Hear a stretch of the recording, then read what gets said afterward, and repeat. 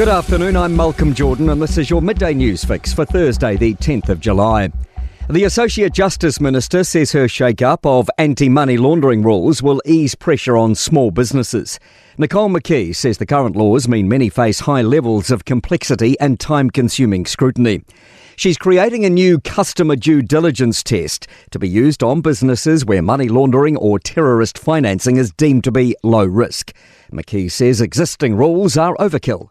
This is because the laws and requirements are prescriptive, highly complex and not sufficiently risk-based. The Resources Minister is standing up for the country's largest gold mine with hundreds of jobs now at risk.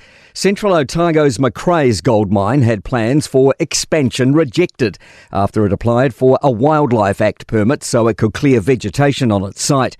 The Department of Conservation declined the permit last month, stating expansion could lead to the death of up to 10,000 lizards with no relocation plan. Shane Jones says if it comes down to saving human jobs or lizards, it's an easy choice. It's a trade-off. I'm always going to stand up for humans before either bureaucratic serpents or slithering lizards.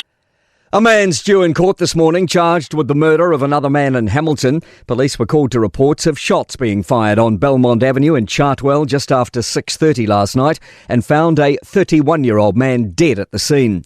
Police claim the alleged offender stole a car at gunpoint on Gordonton Road shortly after midnight and was ultimately stopped by road spikes in Ngaruawahia. A 20-year-old man's been arrested and charged with murder, aggravated robbery and failing to stop for police. A search is underway for a missing diver at West Auckland's Whatipu Beach after police were alerted around 5:30am. And the rider of a dirt bike involved in a crash in Hamilton yesterday afternoon has died in hospital. Warnings we can't expect the government to keep stepping in as the cost of climate damage to people's homes rapidly grows. An independent report reveals annual losses from the weather-related events over the next 25 years could increase by a quarter. It highlights the need for more information about the effects of natural hazards so homeowners and the market can prepare.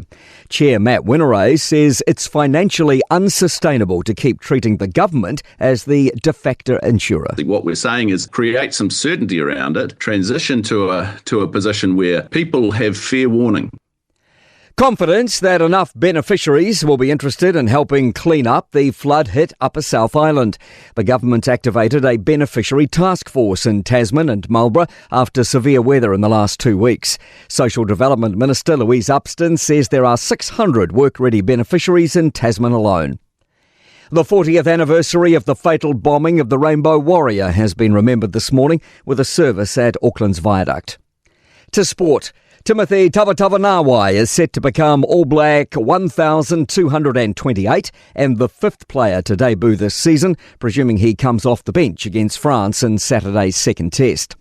Paris Saint-Germain have beaten Real Madrid 4-0 to reach the final of football's Club World Cup.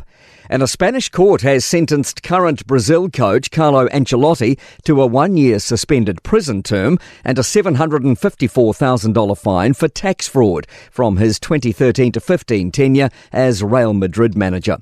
I'm Malcolm Jordan. That's your latest news fix. We'll be back with the next update at 5pm from the Newstalk ZB newsroom.